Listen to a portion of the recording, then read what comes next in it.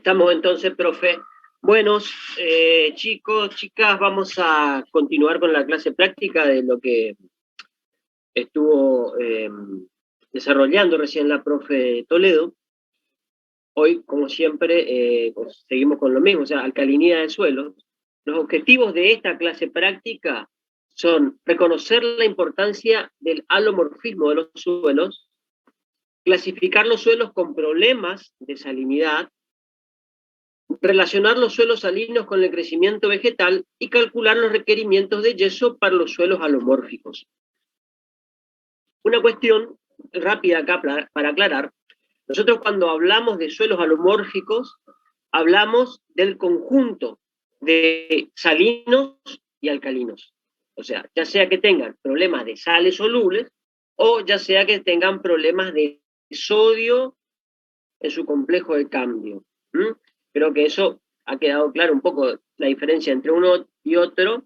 Entonces nosotros nos referimos a suelos alomórficos. Y ahí en el segundo ítem, donde dice clasificar los suelos con problemas de salinidad, en realidad debería decir clasificar los suelos con problemas de alomorfismo. Porque no todo es salino, digamos. Hay también cuestiones con el sodio. Bueno, empecemos. Salinidad, suelo salino, son suelos con presencia de sales más solubles en agua fría que el yeso, por eso se clasifican las sales, digamos, en su solubilidad. De sodio intercambiable, o sea, sales más solubles que el yeso, que tengan ya sea problemas de sodio intercambiable o de ambos, o sea que puede ser lo que es suelo salino, suelo sódico o la conjunción de los dos problemas que es el suelo salino-sódico. La salinización es el proceso de acumulación progresiva de sales más solubles que el yeso, como es la definición. Generalmente las sales más solubles, cuando hablamos de sales más solubles, hablamos de cloruros y sulfatos de sodio y magnesio, que provocan una concentración elevada en la fase líquida. Que el lado dice que es lo que me da como resultado dentro de la génesis del suelo el horizonte sálico. Por otro lado, la sodificación es cuando aumenta el contenido de sodio intercambiable y no produce necesariamente un incremento de pH. En ese caso nos da como resultado un horizonte nátrico. O sea, una cosa es un horizonte sálico y otra cosa es un horizonte nátrico.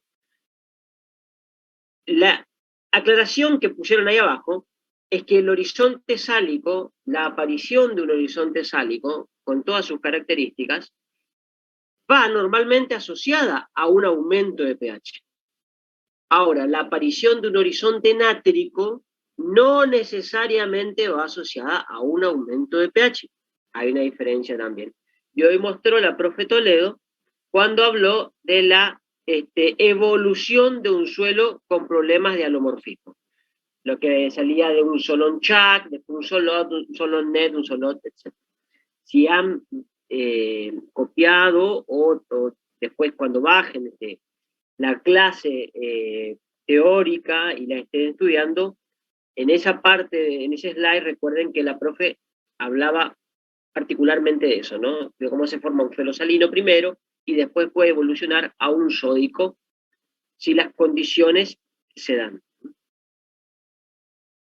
Alcalinidad es otro concepto, suelos con pH mayor a 8,2, generalmente de 9 a 12. La alcalinización, proceso de formación de suelos alcalinos.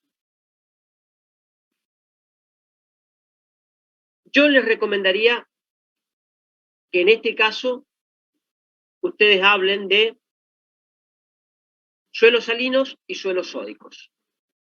Cuando entran a poner el pH en juego y entran a querer clasificar los suelos a partir del pH, ahí normalmente se terminan confundiendo.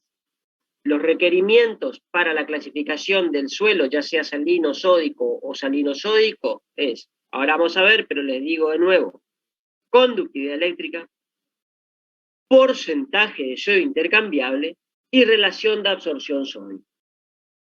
El pH es un indicador es una consecuencia, sí, de la existencia, puede ser de sal o oro en el suelo, a veces puede estar por arriba de 8,2, a veces puede estar por debajo de 8,2, pero no es algo exacto ni que se pueda tomar de referencia absoluta.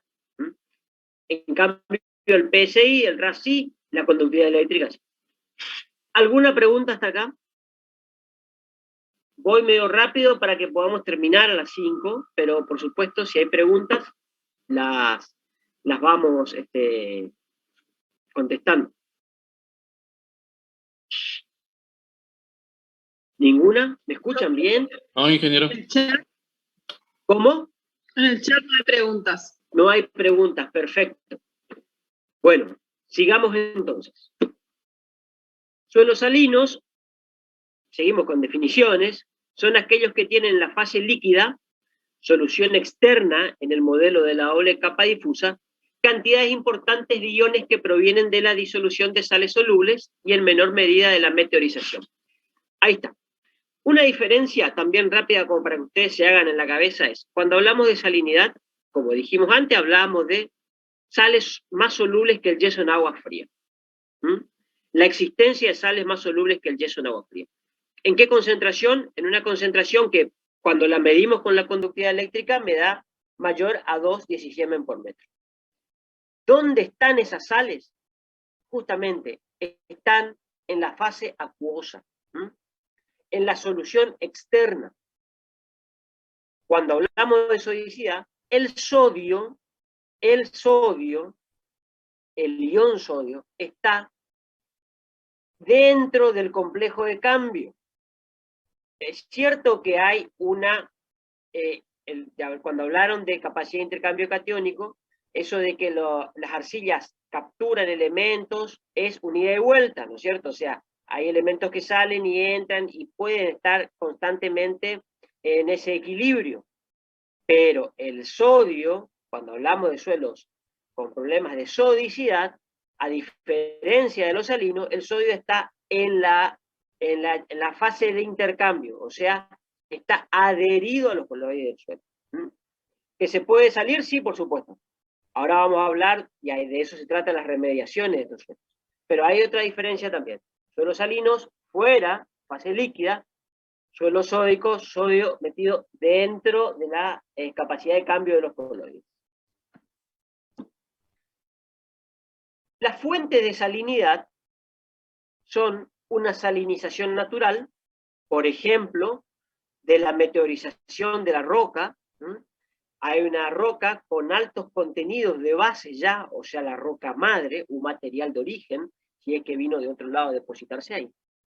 Y eso ya hace que genéticamente, naturalmente, ese suelo tenga una salinización, porque empiezan a existir sales más solubles que el yeso. También puede ser en zonas costeras, donde el mismo viento hace que las sales que quedan en suspensión cuando hay un mar cercano puedan ser trasladadas hasta la costa y depositadas ahí. Eso es toda una salinización natural. Ahora, una salinización de origen antrópico ya es por acción del hombre. Puede ser por una utilización inapropiada de elementos alcalinos en la fertilización, puede ser por una utilización de agua con altos contenidos de sales si es que está haciendo riego en algún cultivo. Básicamente esas son las dos maneras más importantes que tiene el hombre de salinizar un suelo. O la otra también es que por una mala actuación en la roturación del suelo o desmedidas roturaciones, dejar suelo desnudo, etc., la salinidad que tenemos abajo y que en condiciones normales no me estaría afectando la parte superior, por esa quita de lo que es la cobertura del suelo, empieza a haber evaporación de agua, empieza a haber toda la circulación esta que habló de la profe hoy de flujo capilar, y resulta que las sales me ascienden y se me depositan arriba, porque el agua se evapora y la sal queda depositada ahí. Entonces, son las maneras en las que tiene un hombre, el hombre, digamos, el agricultor, de salinizar un suelo. Bueno, perdón que voy a correr esto para allá. Bueno, ¿qué tienen los suelos salinos?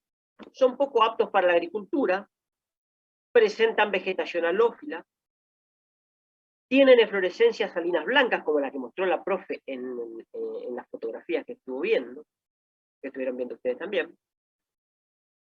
Esas eflorescencias blancas se denominan álcali blanco.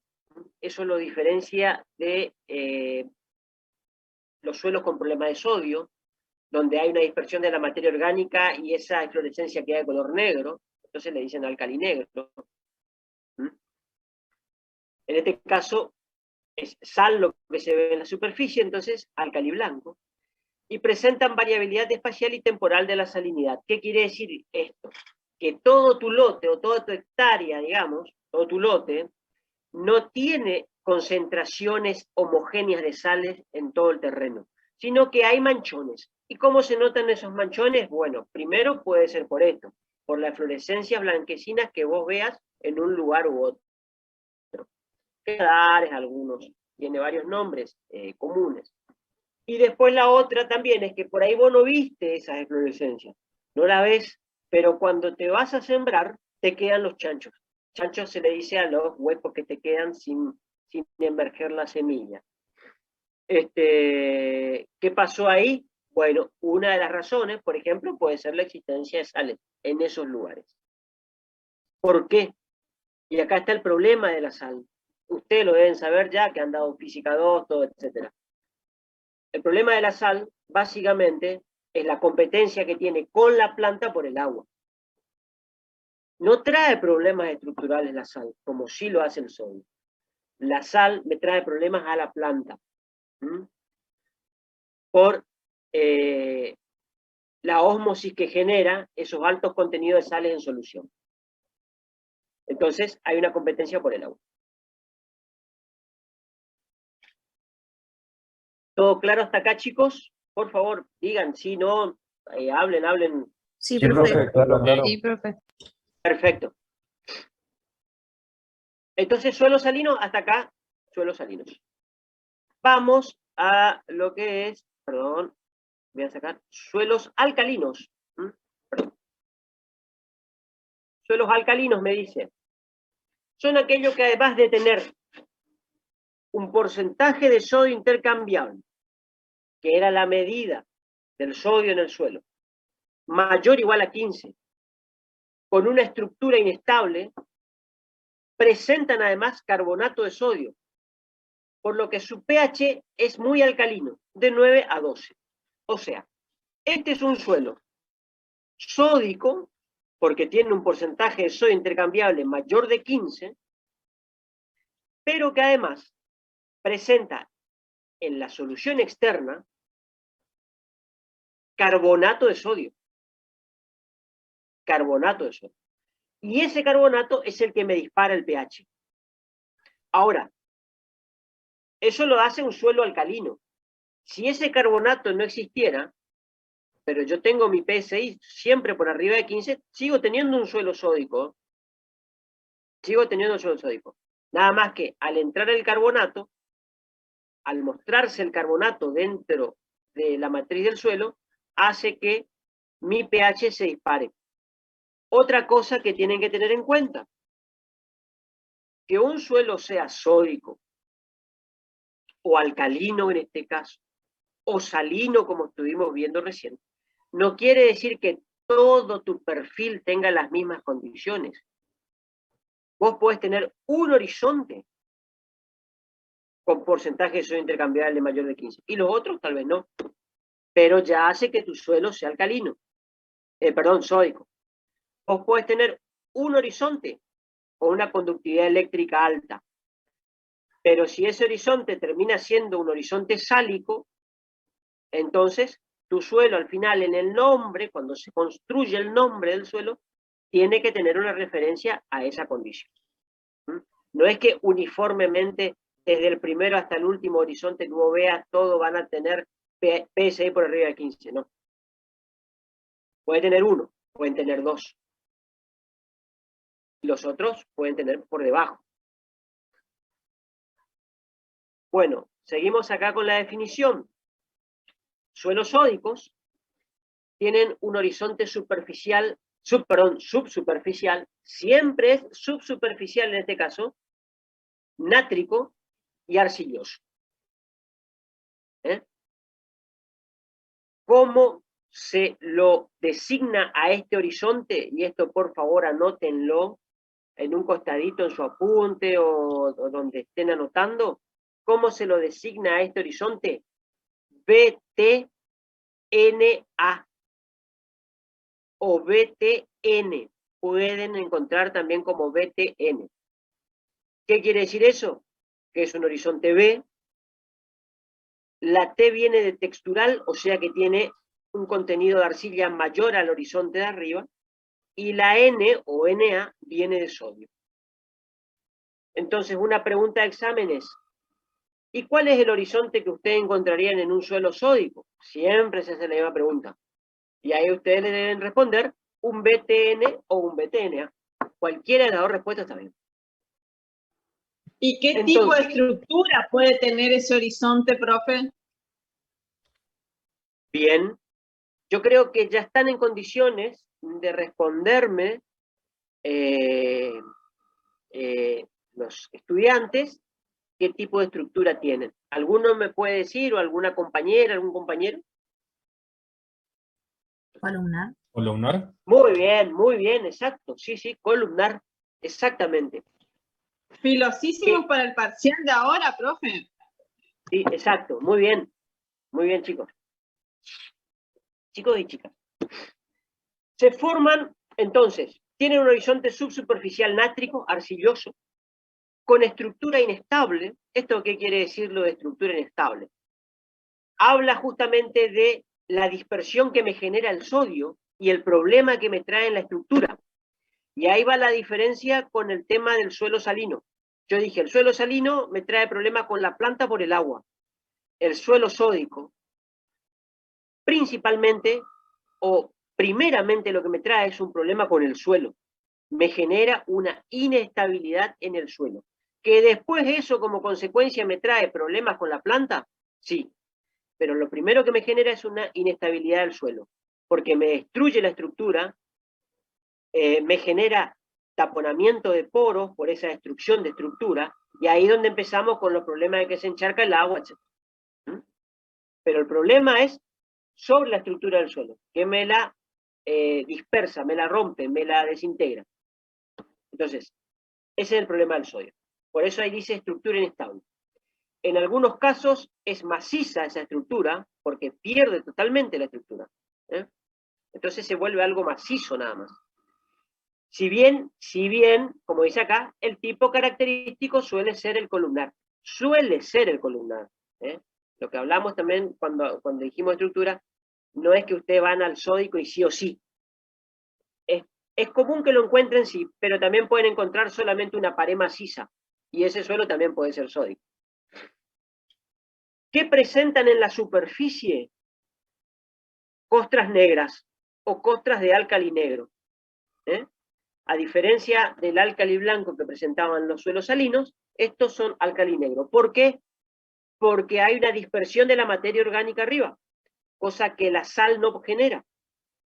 El sodio sí. O sea, la sal de lo que estuvimos hablando hoy, ¿no? De los cloruros de calcio y de magnesio. El sodio sí genera eso. Se forman a partir de sedimentos de textura fina. Sí, es cierto, normalmente estos suelos están siempre asociados a sedimentos, o sea, a depósitos de suelos arcillosos y también limosos. Ahí dice depósitos marinos o materiales aluviales salinos que han sido drenados o se han secado naturalmente. ¿Esto qué quiere decir? Que un curso de agua, alguna deposición de algún manto de agua sobre algún suelo, depositó elementos con esta característica, el agua se fue, ese suelo quedó ahí, se secó, se incorporó y me formó este suelo con problemas de sodio. Tienen pobre estabilidad estructural, totalmente asociado a lo que dijimos recién, por el sodio, lenta permeabilidad y poca aireación. ¿Por qué? Justamente por lo que estuvimos charlando hace un ratito. Como me destruye la agregación del suelo, entonces empiezan a haber un montón de partículas sueltas dentro de la solución del suelo, ¿y qué hacen? Empiezan a tapar poros, empiezan a sedimentarse por peso, y empiezan a tapar poros. Y una vez que me tapan los poros, yo ya no tengo buena infiltración de agua y por supuesto tampoco tengo buen intercambio gaseoso. Después también hay un efecto adverso del sodio en el metabolismo de las plantas. Hay un efecto adverso en el sodio en el metabolismo de las plantas. Pero principalmente el sodio me genera inestabilidad del suelo.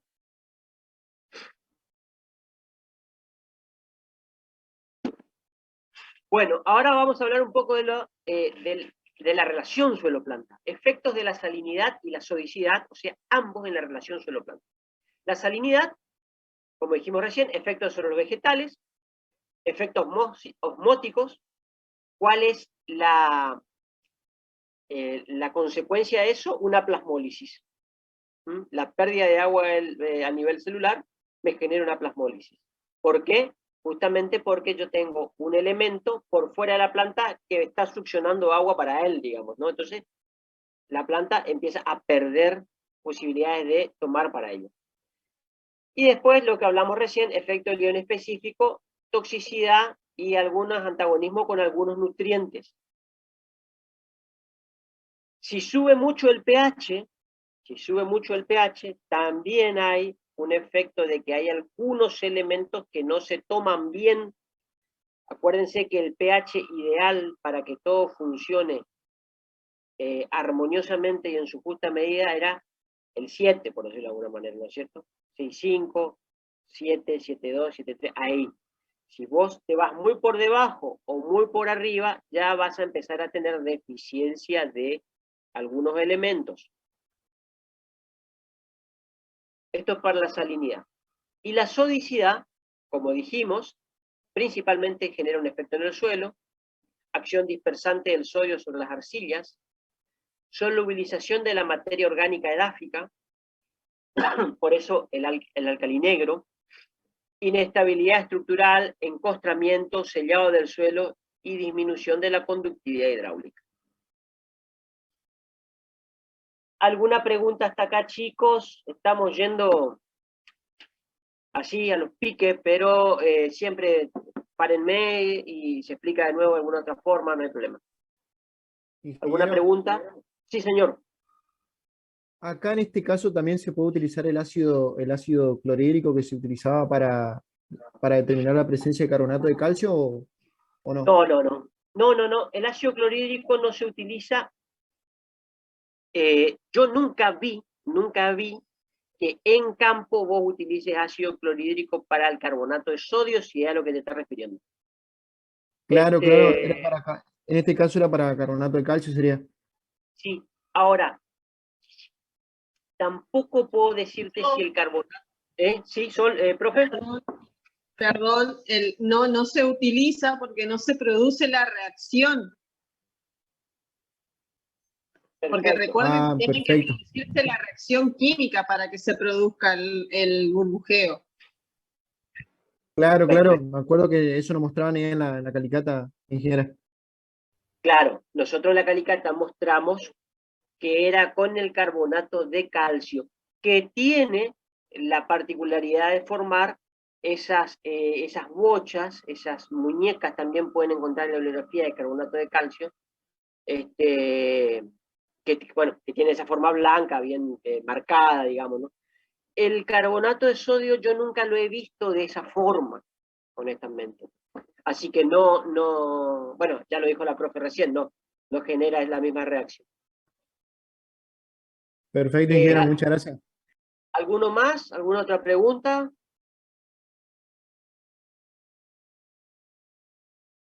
Bueno, sigamos. Métodos para determinar, bueno, entonces, dejamos ya las definiciones.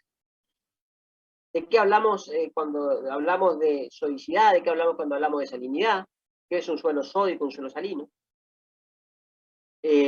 hablamos de cuáles son los problemas que me trae uno y otro, uno en la planta, el otro en el suelo. Ahora vamos a métodos para determinación. Lo primero que vamos a ver es salinidad. Como dijo la profesora Toledo cuando dio su clase teórica, el método para determinar sales solubles es, en laboratorio, el método de el de utilizar el conductímetro. Entonces, métodos eléctricos, resistencia eléctrica, ohm sobre centímetro, es la oposición que ofrece un determinado medio al paso de una corriente eléctrica. Concentración de sales. Eso es la resistencia. Pero lo que nosotros medimos es la conductividad. O sea que es lo contrario al ohm, es el mos. Por eso el mos. Entonces, ¿qué es lo que se mide? La facilidad que tiene una corriente eléctrica de atravesar un cuerpo. En este caso, estamos hablando de el contenido de sales que tiene el líquido que se extrae de una muestra de suelo. Entonces, la conductividad eléctrica es lo contrario a la resistencia, mide la concentración de sales y se lo hace en la relación de suelo-agua 1:5.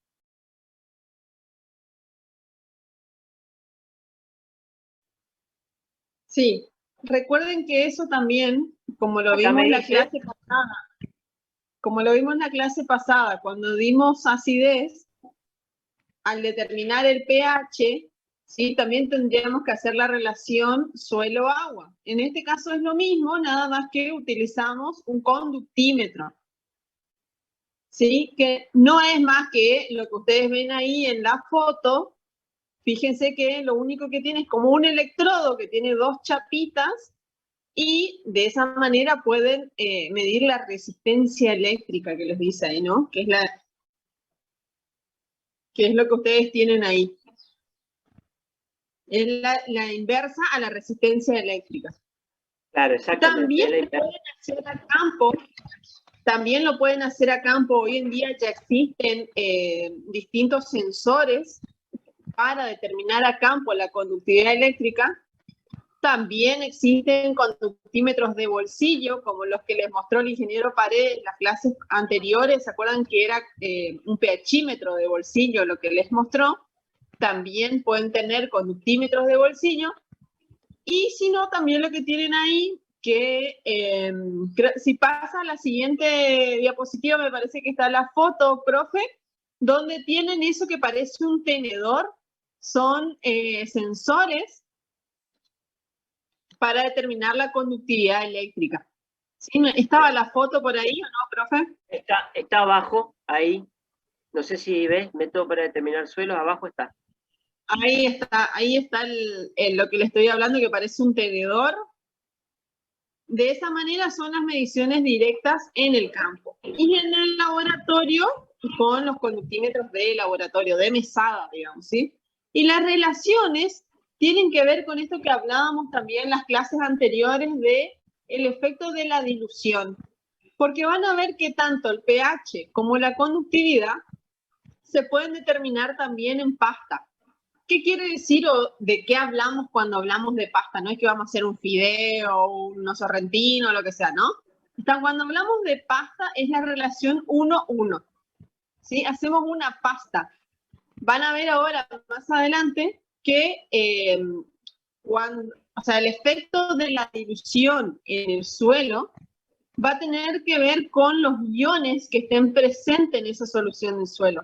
Cuando vimos capacidad de intercambio, ¿se acuerdan que nosotros utilizábamos distintas soluciones para absorber o para desadsorber los iones que estaban en la micela coloidal y dejarlos disponibles en la solución del suelo? De esa manera nosotros podemos medirlo. En este caso pasa lo mismo. Cuando nosotros diluimos, vamos a tener mayor o menor facilidad dependiendo de la cantidad de sales que tengamos en la solución del suelo. ¿Sí? Eso es a grandes rasgos lo que es la determinación de la conductividad, tanto a campo como en laboratorio. Ahora bien, cuando ya hablamos de a campo, de ver las sales solubles o de determinar las sales solubles, ahí van a ver que después les queda esto de la metodología, y creo que también lo tienen en la guía, que ya se hace en un tubo de ensayo, se coloca agua destilada, ¿no? Y hacen una solución. Después le tienen que agregar 2 o 3 gotitas de acetato de plomo, lo agitamos y después eso como que se filtra y utilizamos nitrato de plata para lo que es cloruros y cloruro de bario para lo que es la presencia de sulfato. Sí, ahí tienen una tablita, también ustedes van a tener una tabla donde les dice que dependiendo la turbidez o no del líquido, les va a brindar un resultado de lo que sería la presencia o no presencia de esas sales, o sulfatos o cloruros. Pero de nuevo, esto es muy cualitativo, porque ustedes no van a saber cuánto hay, ¿sí? Solamente les va a decir, hay presencia de sulfato o hay presencia de cloruros, ¿sí? Esto les va a dar una idea de qué sales, de qué tipo de sales hay, ¿sí? Pero no lo van a poder medir. Para poder medirlo tenemos que ir al laboratorio. Y ya, o sea, una vez que vamos al laboratorio, sí, es muy raro que el productor o el agricultor quiera saber qué tipo de sales hay. Hay algunos que sí y hay otros que no. Sí, pero no es algo de rutina. Lo de rutina que se pide en laboratorio es la conductividad realizada en laboratorio, el pH, que como les dije yo anteriormente en la clase pasada, el pH es como la fiebre del suelo, ¿sí? Como que con el valor de pH yo digo, me está pasando algo, me está pasando esto, me está pasando lo otro. ¿Sí? Cuando el pH está relativamente neutro, me quedo más tranquila, como que todo está disponible, bueno, veo cuál es la disponibilidad de los otros nutrientes, qué tal viene para acá, qué tal viene para acá, ¿sí? Ahora, después de determinar el pH, lo que determinamos, si nosotros tenemos sospechas de que ese suelo presenta problemas de alomorfismo, es la conductividad. ¿Sí? Entonces, determinamos la conductividad con los métodos que ya le comenté anteriormente, y lo otro que se pide para poder hacer la clasificación, perdón, es el RAS, la RAS, en realidad, porque es la relación de absorción de sodio, y el PCI, que sería porcentaje de sodio intercambiado. Y acá tienen que tener en cuenta una cosa. ¿Se acuerdan que cuando nosotros vimos capacidad de intercambio catiónico y el pH de ese suelo o las cargas de ese suelo que yo voy a monitorear presenta cargas permanentes, yo voy a determinar la SIC con qué metodología? Si presenta cargas permanentes.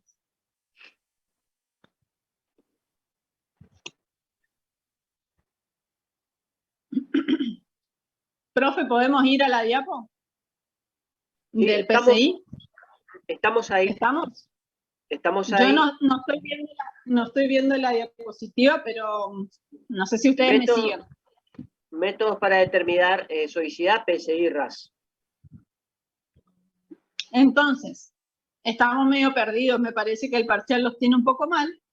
Cuando determinamos SIC para suelos que presentan cargas permanentes, lo hacemos con el método de acetato de amonio a pH 7. El acetato de amonio lo que va a hacer es desplazar el amonio, en realidad, va a desplazar todos los cationes que tengan la micela coloidal, los va a trasladar a la solución externa, ¿sí? Y me los va a dejar disponibles para que yo lo pueda determinar o leer.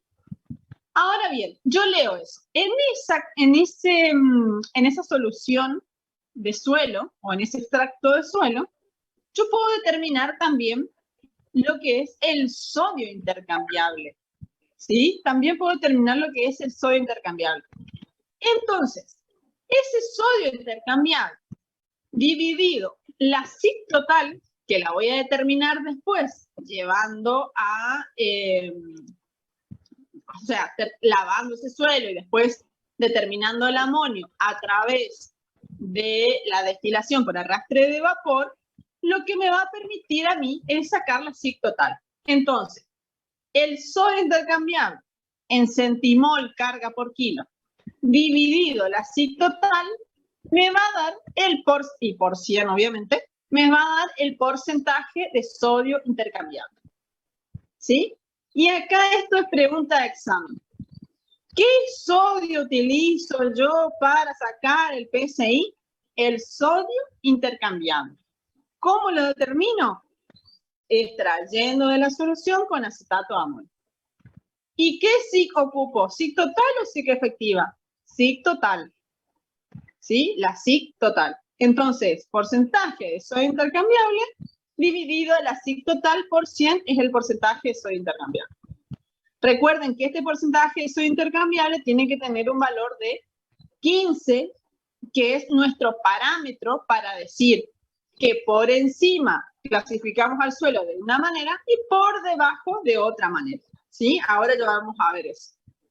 Ahora bien, cuando queremos determinar la RAS, que es la relación de absorción de sodio, que ustedes lo van a ver como una formulación matemática ya en capacidad de intercambio catiónica, ahí lo que tenemos que hacer no es determinar en esa solución o extracto que nosotros hacemos de acetato de amonio, sino que acá tenemos que hacer una pasta y se hace solamente la pasta con agua destilada.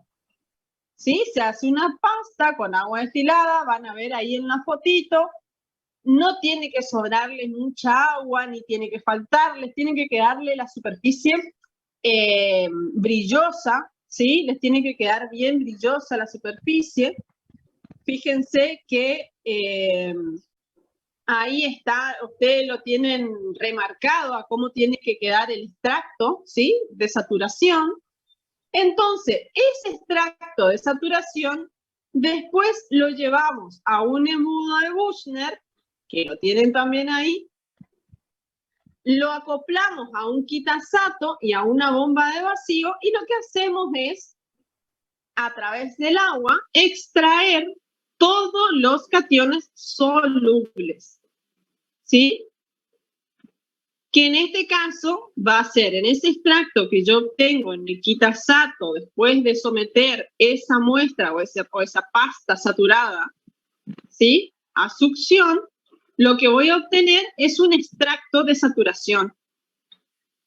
Ahí lo que voy a hacer es determinar sodio, calcio y magnesio, que son solubles, no son intercambiables. Son los cationes solubles en agua, ¿sí? Después lo que hago es aplicar la fórmula, ¿sí? Estas que son formulaciones matemáticas, y ahí obtengo la relación de absorción de sodio. ¿Está? Y esta relación de absorción de sodio va a tener otro valor u otro parámetro, donde nosotros vamos a usar el valor 13, y esta relación es adimensional, no es porcentaje, ni es centimol, ni es parte por millón, nada. Es adimensional, no tiene unidades. ¿Sí? Porque son solubles. Recuerden que los cationes que usamos son solubles en agua. ¿Está? Y de esa manera, teniendo la conductividad eléctrica, el PSI y la RAS, vamos a ir a clasificar los suelos. ¿Estamos? ¿Hasta ahí se entendió? ¿Tienen alguna duda con el tema de los métodos hasta acá? Esto es pregunta de examen, ¿eh? De examen parcial y de examen final. Sí, profe. Sí, profe, ¿se entiende? Bueno. Bien. Una Entonces, recomendación. Sí. Una recomendación, señores, señoritas. Las fórmulas, acuérdense, PSI, sodio sobre SIC total por 100, y RAS es el sodio sobre la raíz cuadrada del calcio más magnesio sobre 2. Acuérdense de eso, es sencillo, se lo van a quedar para toda la vida después, son dos formulitas sencillas, pero que se preguntan y si no la leíste por lo menos una vez, 2 veces y no te quedó, ahí empieza la debacle en el examen, por decirlo de alguna manera. Entonces, eso por favor, tómenlo en cuenta. Bien, profe, ¿alguna cuestión más de esto? ¿Quieres darle algún tips más? No, vamos a clasificarlos, vamos a aprender a clasificar los suelos, porque se nos viene la hora encima. Sí, vamos. Bueno, entonces sigamos.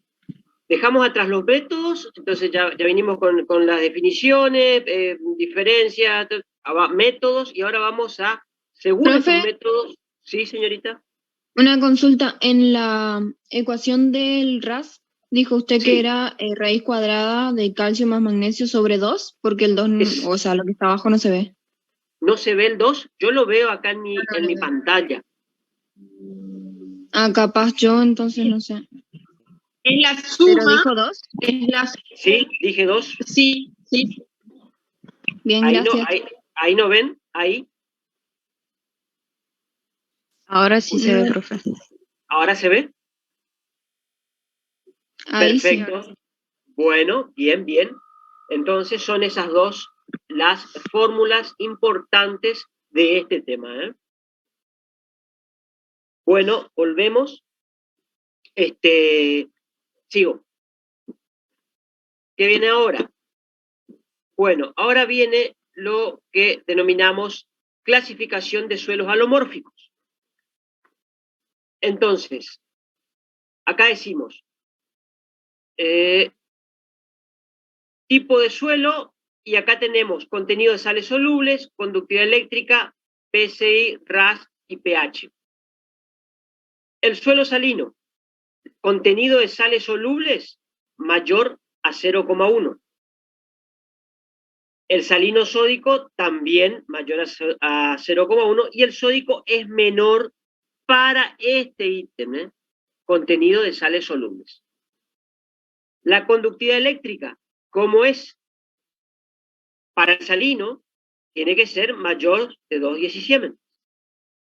Por ahí pueden encontrar todavía milimos por centímetro. Nosotros ya usamos 10 Siemens por metro hace rato. Conductividad eléctrica para el salino sódico mayor de 2,10 Siemens. Y para el sódico es menor. El PSI,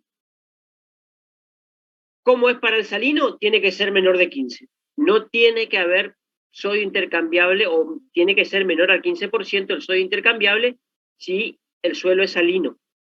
Si es salino sódico, ya es mayor de 15, y si es sódico, por supuesto, también mayor de 15. El RAS para el salino es menor de 13, para el salino sódico y para el sódico mayor a 13. Y el pH, que yo les dije, no lo tomen tanto en cuenta, pero es un ítem que está agregado acá. O sea, no lo mencionaría yo si me preguntan cuáles son los elementos para clasificar un suelo alomórfico. Yo digo conductividad, PSI, RAS. Pero el pH, ya que está, podemos decir que para el salino suele ser menor a 8,2, para el salino sódico mayor a 8,2 y para el sódico mayor a 8,2. ¿Qué es lo que le da ese aumento de pH? Como dijimos hoy, es el carbonato de sodio. Bien. Relación suelo-planta. ¿Esto qué quiere decir? Relación suelo-planta quiere decir, para las cuestiones que tienen que ver con lo que a nosotros nos interesa, que es la agricultura y el desarrollo de los cultivos, yo ya tomo como indicador la conductividad eléctrica si es mayor o menor de 2. Y el sodio intercambiable de 7%. O sea, yo si tengo un sodio intercambiable de 7%, o de 8, o de 9, por más que no sea mayor de 15 para clasificarlo como sódico, en la relación suelo-planta ya me trae problemas. ¿Se entiende eso, señores? Señoritas, ¿se entiende? Profe, ingeniero, yo no le entiendo, ¿le podría volver a explicar? Le explico de nuevo. Nosotros tenemos dos elementos en la edafología o en la materia que juzgamos. Una es la cuestión netamente taxonómica y de clasificación, que me dice que para que un suelo sea sódico o salino sódico, el porcentaje de sodio intercambiable tiene que ser mayor de 15. ¿No es cierto? Para que sea sódico o salino sódico tiene que ser mayor de 15. Si es 13, por ejemplo, taxonómicamente, edafológicamente no está clasificado como salino o salino sódico, sódico o salino sódico. Perdón. Ahora, para las cuestiones que a nosotros nos interesan, que es el crecimiento del cultivo, ya con un sodio intercambiable de 7 o más, ya tengo problema. ¿Se entiende?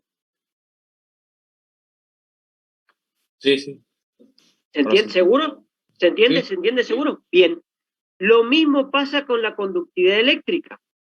Para la clasificación de suelo, para los libros de clasificación, para los taxónomos de suelo, la conductividad eléctrica tiene que ser de 4 para arriba, para que vos digas que este suelo es salino o un horizonte sálico, etc. Ahora, para la relación suelo-planta, que es a lo que a nosotros nos interesa, ya con 2,17 por metro ya estamos complicados. Entonces, una cosa es la taxonomía y la clasificación, que me pide esos parámetros, y otra cosa es la relación suelo-planta, que es la que a nosotros nos interesa, que tiene parámetros mucho más bajos ya para ponerlos en alerta. ¿Se entiende? Sí, se entiende. Sí, profe. Perfecto. Perfecto, muy bien. Estos suelos con estas características se pueden recuperar, es decir, pueden volverse agrícolas. Sí. De hecho, que sea salino no quiere decir que no lo cultiven. En el Chaco hay muchísimos suelos con problemas de salinidad y son suelos que vos te vas y ves arriba cultivo. Ahora, ¿qué desarrollo tiene ese cultivo? Y bueno, es variable, pero son agrícolas, digamos, ¿no? Con ciertos cuidados son agrícolas. Bueno, la recuperación de los suelos salinos, por ejemplo, es, primero, una de las que te dicen es utilizar especies tolerantes. En este caso, ahí hay un ejemplo de lo que es Grama Rhodes, que es una pastura tolerante a la salinidad. Ahora, esto también lleva a una discusión bastante amplia, digamos. Si vos no tenés vaca, como suele pasar con muchas personas que son agricultores en el Chaco, que ni siquiera tienen los lotes cerrado con alambrado, o sea, ¿para qué te vas a poner a hacer una pastura? Digamos. Puedes hacer rollo y venderlo, pero la alternativa tal vez no ir a la pastura, que siempre es lo que dicen, ¿y qué hacemos acá y no hacemos una pastura? Bueno, pero si yo no tengo vaca, ¿para qué quiero pastura? Entonces sí puedes buscar otras alternativas, qué sé yo, como el algodón, etcétera, que son plantas que también toleran los excesos de salinidad. Sí, profe, ahí igual que aprendan el concepto y que lo tengan claro, el concepto ahí sería sembrar alguna planta, ¿sí? O alguna especie que sea tolerante, pero que a la vez me esté aportando material orgánico, ¿sí? Porque la materia orgánica, ya vamos a ver mañana, me va a estar aportando, además de nutrientes, carbono y demás al suelo, ¿sí?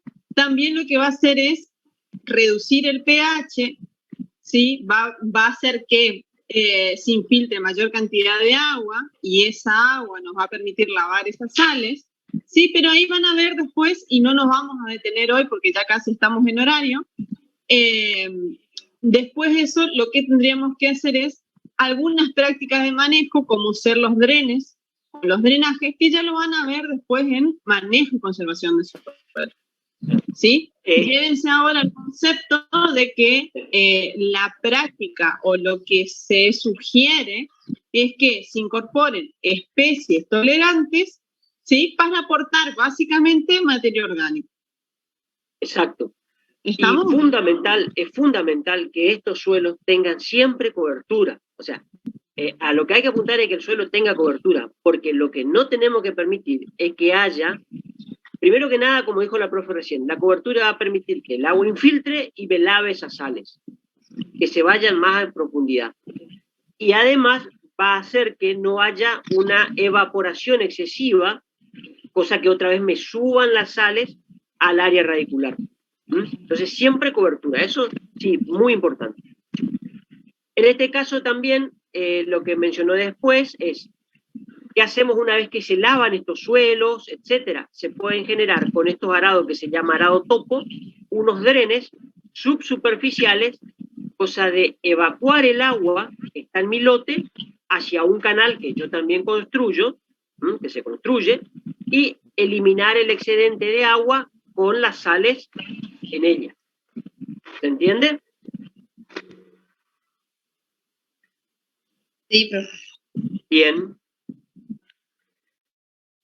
Bueno, ahora ya entrando a lo que es el práctico, que lo tienen que resolver ustedes, y como para ir cerrando, el planteo de la parte práctica, fíjense que van a tener que clasificar los suelos con esto que les dimos hoy, ¿sí? Con los parámetros que les dimos hoy, dependiendo de en qué cuadrante les cae la clasificación, va a ser o salino sódico, o sódico, o no alomórfico, ¿sí? Ahora bien, ya después van a tener los ejercicios, y los ejercicios siguen la misma lógica que veníamos viendo desde capacidad de intercambio catiónico. ¿Sí? ¿Cómo van a ser? Dependiendo desde la SIC, digamos, parten de la SIC, y van a tener que calcular, ¿sí? ¿Qué tenemos que calcular primero? ¿Qué tenemos? ¿Cuánto es lo que les pide de sodio intercambiable? Y después, de acuerdo al sodio intercambiable que tengan, si es superior al que ustedes pueden tolerar, tienen que calcular la cantidad de correctivo que tienen que aplicar, ¿sí? En ese lugar. ¿Hasta ahí me siguen en esa consigna? Recuerden que tenemos que seguir, como les dije, la misma lógica de los ejercicios anteriores, que ustedes venían respondiendo bastante bien, creo que el grupo nuestro. Lo que aplicamos acá como correctivo es el yeso. El yeso. O sulfato de calcio hidratado, ¿sí? Creo que tienen ahí el peso molecular del yeso. ¿Les dimos en el Word? No lo estoy viendo acá. Pero bueno, tienen que aplicar yeso, ¿sí? El peso molecular es 172, si no me equivoco. Y después tienen que sacar el peso equivalente del compuesto, ¿sí? Y con eso tienen que pasar a partes por millón. Una vez que tienen esas partes por millón, lo tienen que llevar al peso de su hectárea, porque si no me equivoco, corríjame, profe, lo que tienen son 20 centímetros, ¿puede ser? 20 centímetros de suelo. Bien, acá le muestro rapidito ese ejercicio. ¿Qué es lo que dice el desarrollo? El porcentaje de sodio intercambiable de un suelo, PSI, es de 22. Y la SIC de ese suelo es de 32. Calcular la cantidad de correctivo necesario en yeso y azufre. Primero hablamos del yeso acá. ¿Qué es lo que se quiere hacer? Bajar de 22 a 15. ¿No es cierto? O sea, tratar de que salga del criterio de suelo sódico, por decirlo de alguna manera. Entonces, ¿qué tenemos primero? Primero se maneja lo que es el porcentaje de sodio intercambiable. De 22 a 15, ¿qué diferencia hay? 7.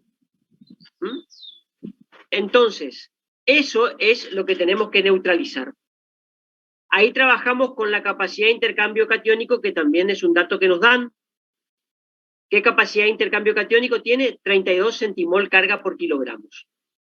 Entonces, lo que hay que hacer es una regla de 3 simple.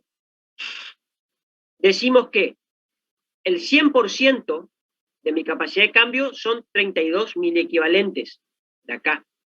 El 7% es X. Ese 7% es lo que tengo que bajar acá, que sale la diferencia entre 22 y 15. Hago una regla de 3 simple y me sale el número 2,24 miliequivalentes cada 100. Eso es lo que yo tengo que neutralizar con la enmienda. ¿Qué pasa después? Voy a la enmienda. ¿Qué enmienda es? El yeso. Sulfato de calcio dihidratado. ¿Qué peso molecular tiene? 172. Su peso equivalente es 86. ¿Por qué? Porque el peso equivalente sale de dividir el peso molecular dividido la valencia del metal, que en este caso es el calcio. Entonces, el valor es 86. 172 dividido 2. ¿Hasta ahí me van siguiendo, chicos? Sí, profe. Sí, ingeniero. Bien. Es solamente ir reemplazando los valores en la regla de 3 simples. ¿Qué se hace después? Bueno, se multiplica. Ese valor que tengo que... Sí. Sí, profe, tenemos que cortar la clase porque bueno, ya el resto de los profes nos está esperando. En todo caso, si quieren, nos volvemos a juntar. Si no, como les digo, esto sigue la misma lógica que veníamos analizando hasta ahora. Fíjense que lo que aplicamos como correctivo es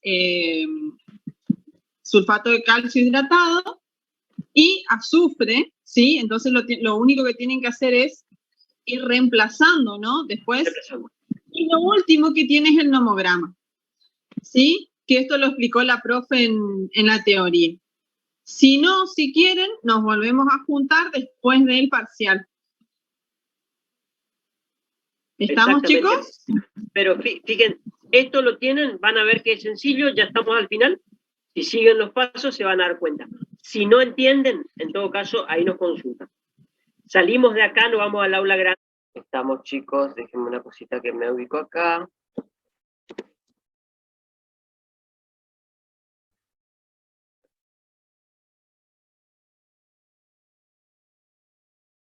Bueno, ven mi pantalla, señores, señoritas.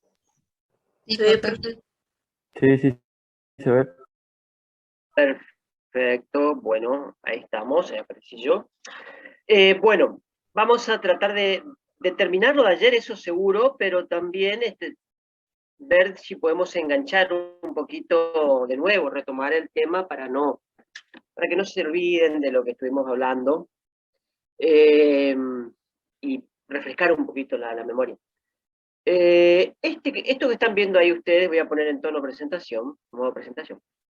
Esto que están viendo ahí es el típico gráfico para clasificar los suelos alomórficos.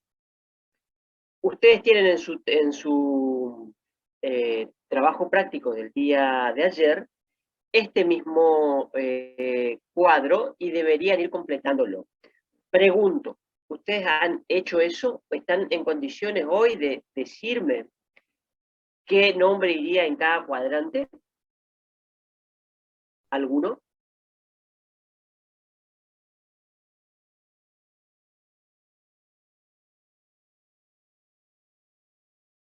¿No, chicos? Bueno, no hay problema.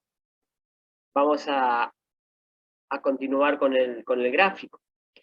Acuérdense que nosotros habíamos dicho que teníamos 3 elementos que eran los que a mí me definían si un suelo era alomórfico o no alomórfico, y si era alomórfico, qué tipo de problema de alomorfismo tenía. Las tres cosas esas eran conductividad eléctrica, porcentaje de sodio intercambiable y relación de absorción-sodio.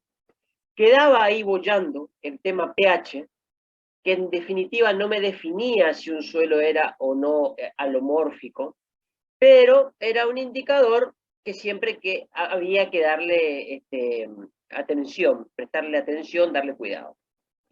Bueno, fíjense, para el PSI el valor era de 15, para la conductividad eléctrica dijimos que el valor era de 2, y para el RAS el valor era de 13. ¿Cómo se empieza a llenar esto? Si nosotros tenemos valores por debajo de 2, 10 y siemen de conductividad eléctrica, y por debajo de 15 o de 13, respectivamente PSI y RAS, entonces el suelo es no alomórfico. No tiene ningún problema con sales. Vamos al siguiente. En cambio, si la conductividad es mayor de 2, pero los valores de PSI y RAS están por debajo del nivel crítico, entonces es salino. Tiene problema de sales. Esas sales son las más solubles que el yeso en agua fría. ¿Y cuáles son esas? Cloruros y sulfatos, principalmente. Ahora, por el contrario, si el PSI y el RAS están por arriba del nivel crítico, pero la conductividad eléctrica está por debajo de 2, el suelo lo que es sódico. No tiene sales solubles en solución, pero sí tiene sodio intercambiable. Y si tiene todos los problemas juntos, por decirlo de alguna manera, que no es tan así, porque el más problemático es el sódico, si se quiere, pero el salino sódico también. Si tiene todos los problemas juntos, entonces es un salino sódico. ¿Me entienden? ¿Se entendió el concepto de cómo uno puede pedir un gráfico de suelos salinos y ustedes no deberían hacer esto? ¿Entienden cómo llenarlo? Sí, profe, muy clarito. ¿Muy clarito? Perfecto. Bien, bien. Si algún compañero o compañera le quedó alguna duda, lo aclaramos. Muy bien, sigamos entonces. Esperen que voy a sacar esto de acá porque me molesta. Ahí está. Bien, sigamos. Sigamos. Vamos al tema del problema. ¿Qué dice? El porcentaje de sodio intercambiable de un suelo es de 22. Porcentaje de sodio intercambiable, 22%, ¿no es cierto? Entonces, claramente ahí estamos con un suelo sódico. Estamos con problema de sodio, está por arriba de 15 SPS. Y me dice que la SIC de ese suelo, su capacidad de intercambio catiónico es de 32 centimol carga por kilogramo. Ahora, me pide calcular la cantidad de correctivo necesario, primeramente en yeso, y después en azufre, pero vamos a trabajar primero con el yeso, para bajar ese PSI de 22 a 15. O sea, yo lo que quiero es bajar ese porcentaje de sodio intercambiable. Tratar de eliminar de alguna manera, o en alguna medida, ese problema que estoy teniendo con el sodio. ¿Qué dato me da y es necesario siempre? La densidad aparente y la profundidad. Yo les quiero comentar algo que para edafología es importante y siempre pasa. Si ustedes están en un problema y se te da como dato la densidad aparente y la profundidad, ¿qué es lo que seguramente vas a tener que calcular? El peso de la hectárea. Muy bien, muy bien. Si a vos te están dando como extra el dato de la densidad y la profundidad, es porque en algún momento vas a tener que sacar el peso de la hectárea. Entiendan eso. Bueno, sigamos. Entonces, ¿cómo empezaba esto? ¿Con qué empezamos a trabajar? Empezamos a trabajar con los datos de PSI. Yo tengo 22% actualmente y quiero bajar a 15. La diferencia, dijimos ayer, era 7. O puede ser 23, 15, entonces será 8. Bueno. Y la SIC de mi suelo es de 32. Bueno. Yo lo que quiero saber es que ese 7% que está puesto en una referencia de porcentaje, ¿cuántos centimol cargas me equivalen a mí de sodio intercambiable? Porque eso es lo que yo debo neutralizar. Entonces se hace una regla de 3 simple. Digo que el 100% para mí es la capacidad de intercambio de mi suelo general, 32. Ahora ese 7%, que es lo que yo quiero saber a qué equivale, si una regla de 3 simple me dice que equivale a 2,24 miliequivalentes cada 100 gramos. O sea que ahí yo ya sé qué es lo que tengo que neutralizar. ¿Con qué neutralizo? Con yeso primero. ¿Cómo sigue esto? Vamos al compuesto. El yeso. ¿Ustedes entienden por qué el peso molecular del yeso es 172?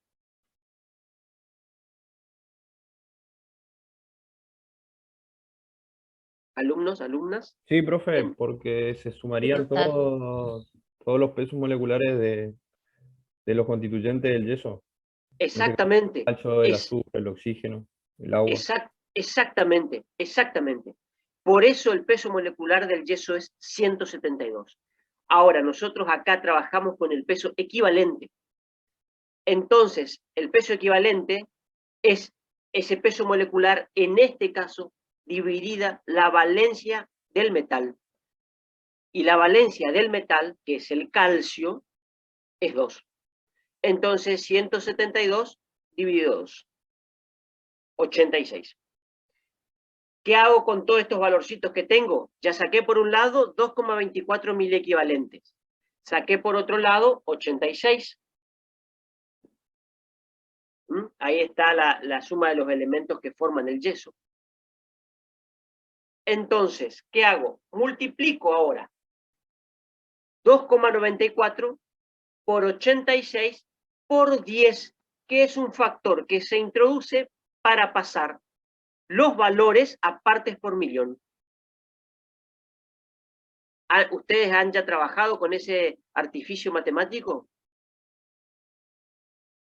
O a veces lo dicen multiplicar por factor unitario.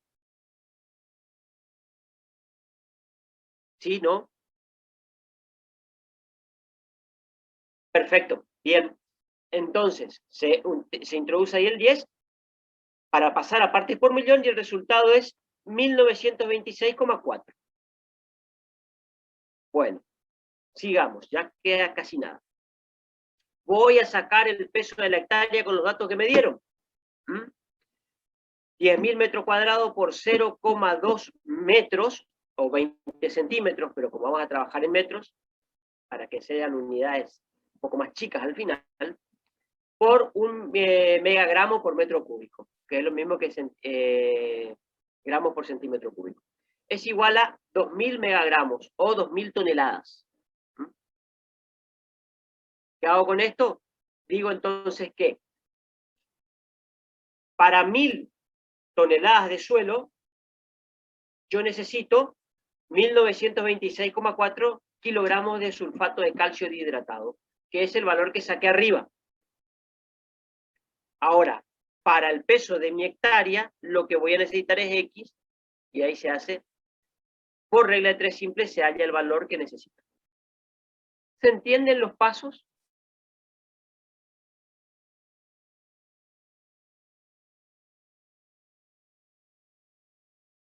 Ustedes me dirán si Sí, no. profe.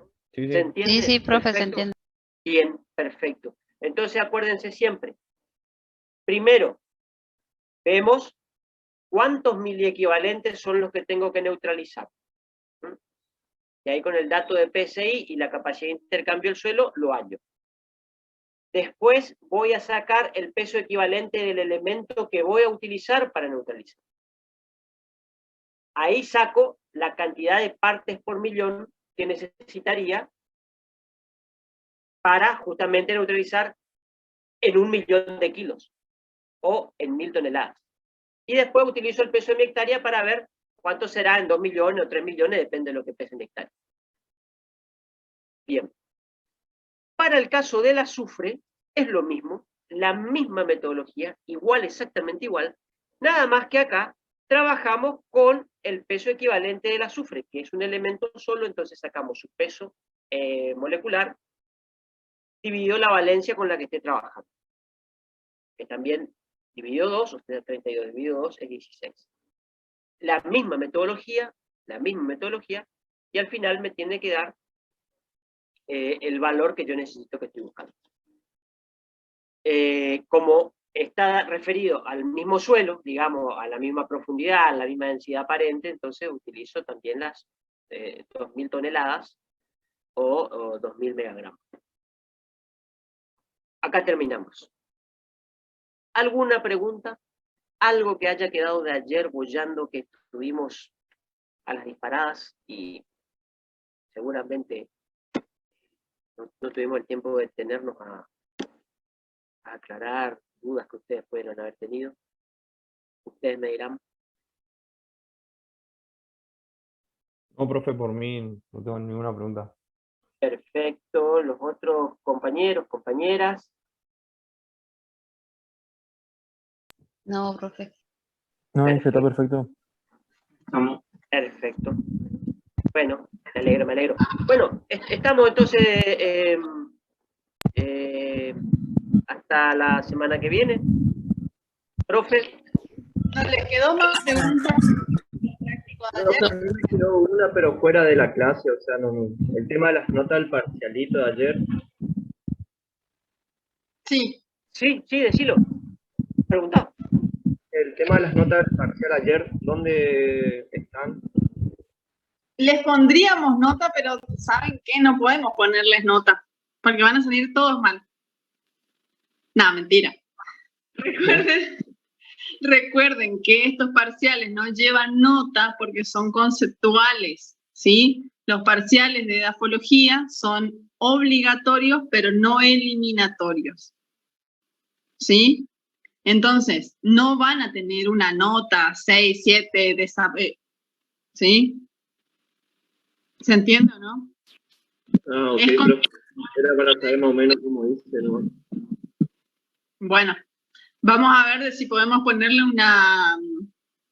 ¿cómo se llama? Una autocorrección, autoevaluación. Lo que sí le podemos decir es que en años anteriores el primer parcial normalmente, en general, y nos iba bastante mal, siempre en el segundo mejoraban, y este año hemos tenido la grata sorpresa de que les ha ido mejor. Así que, bueno, felicitaciones también a ustedes que hacen el esfuerzo de estar ahí enfrente a la compu y, bueno, escuchar, pues, sobre todo. Muy buena en general, muy buenas respuestas. En las respuestas justamente que tenían que escribir, los que escribieron, muy buenos. Y en general, como les dice el profe, no sé si estudiaron, si se acordaron, o si el parcial era muy fácil, o los profes somos muy buenos. No sé cuál de todos los efectos fueron los positivos, pero en general más del 80%, o sea, si te tenemos que poner una nota hoy, la mayoría va a estar arriba del 8. Así que la mayoría, ¿sí? No quita que haya excepciones, pero la mayoría respondió muy bien a todo el parcial. ¿Estamos, chicos? Profe, Gracias. Sí. yo tengo una consulta del práctico de hoy. Yo no sé quién habla, pero sí. Tamara. Soy. Tamara. En el punto ese en el que hablaban del porcentaje de arcilla y el contenido de materia orgánica, yo estaba por plantear otra idea que tenía de por qué ocurría eso y quería saber si estaba bien. A ver, decilo. Yo pensaba que dada la cantidad, al aumentar la cantidad de arcilla, o sea, tendríamos suelo con mayor retención de agua. Y si tenemos más retención de agua, tendríamos, no digo saturación, pero sí un ambiente quizá un poco menos aeróbico. Por ende, podrían haber otros microorganismos de los más anaeróbicos, los cuales producen una mineralización más lenta. Y por eso habría mayor cantidad de materia orgánica. ¿Podría ser? Sí, no es incorrecto el plan.